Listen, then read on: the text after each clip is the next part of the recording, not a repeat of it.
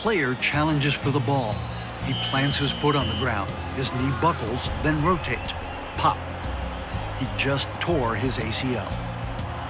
This player is now leaving the game, sidelined by an injury that seems to happen all too often in football. Hi, I'm Dr. Max Gomez, and this is CONCACAF's Winner's Health, your football source for keeping players healthy and in the game. Tears to the ACL, or anterior cruciate ligament, can keep a player off the field for a whole season or even longer. But as we mentioned at the end of part one, many of these injuries may be preventable with the right training and exercise. As we just saw in the opening clip, when players lose control of their knees, ACL tears can happen. The job of the ACL is to hold your knee in place. If too much force is applied to that ligament when you're playing sporting events, i.e. football, it could actually tear and break. It's like a rubber band. When you pull too hard on it, you could actually pull it beyond its breaking point. And once it breaks, it usually doesn't heal. While both sexes are vulnerable to tearing an ACL, a lot of research is showing us that girls and women are especially vulnerable. Some of the theories about why this is center around hormonal differences, angular or anatomic differences with respect to the pelvis, as well as the hamstrings. In females, the hamstrings are significantly weaker than her male counterparts. And the hamstring is responsible for resisting the ACL tear. But while females may be more vulnerable, males are certainly far from immune. In fact, in football, the ACL is involved in about half of all knee sprains. Not surprising when you remember how often the ACL comes into play to keep knees stable as players stop, start, and shift directions, often in a fraction of a second.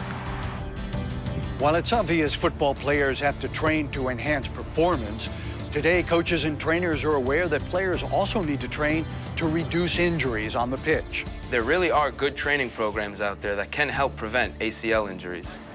Highly effective training programs like the PEP program and the FIFA 11 Plus. And the reason they're so effective is that they're so comprehensive. They work on strength, flexibility, body mechanics, plyometrics, balance and agility. It takes all these elements to help sidestep injuring your ACL. Strength is the ability of a muscle or group of muscles to overcome resistance.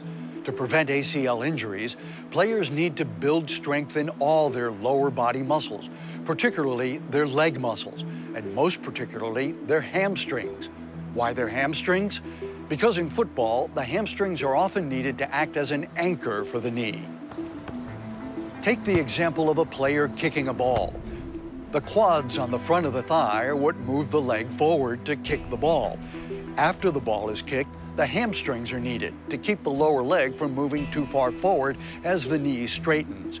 If the hamstrings are too weak to counter the forward force of the quads, much more stress may be placed on the ACL, whose job, remember, is to keep the knee in place. Strength training with ACL safety in mind should ideally focus on achieving the right balance in strength between the hamstrings and the quads.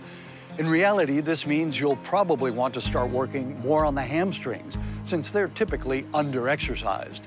A good program will include other exercises as well to help strengthen all the muscles around the knee. Stretching is a form of exercise which works to relax your muscles and make them more elastic, which leads to increased range of motion and better aligned, more flexible joints. All these things need to be present for the knee to function optimally and to protect the ACL. Body mechanics refers to how we hold our bodies when we run, jump, land, or perform any physical action. Good body mechanics means positioning and moving your body correctly to perform tasks safely. Bad body mechanics, of course, is just the opposite. It's when you use your body incorrectly in ways that are inefficient and, worse, may cause injury. For example, with good body mechanics, your knees won't dangerously buckle inward when landing or changing directions. Repetitive drills can train our muscles and program our nerves to direct our bodies to automatically react with the right body mechanics. When you're playing football, you don't have time to think about how your body should move. You need your nerves and muscles to just know what to do so you don't tear an ACL. Football often requires you to move your body in unexpected ways. Good body mechanics prepare you to meet that challenge. Jumping, bounding, and hopping exercises have long been used to enhance athletic performance. This particular method of training, which is used to generate muscular power, is called plyometrics.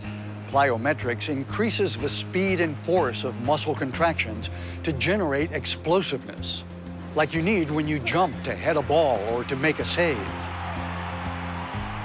In plyometrics, how you come down is just as important as how you go up.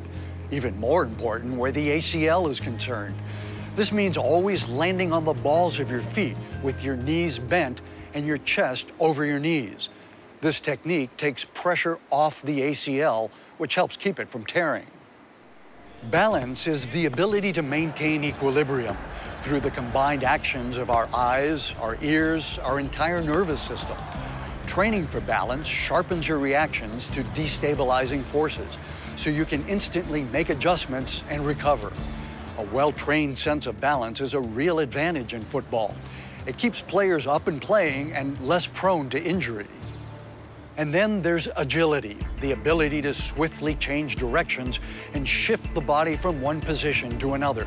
Agility drills and exercises incorporate everything we've talked about: balance, strength, speed, flexibility, good body mechanics.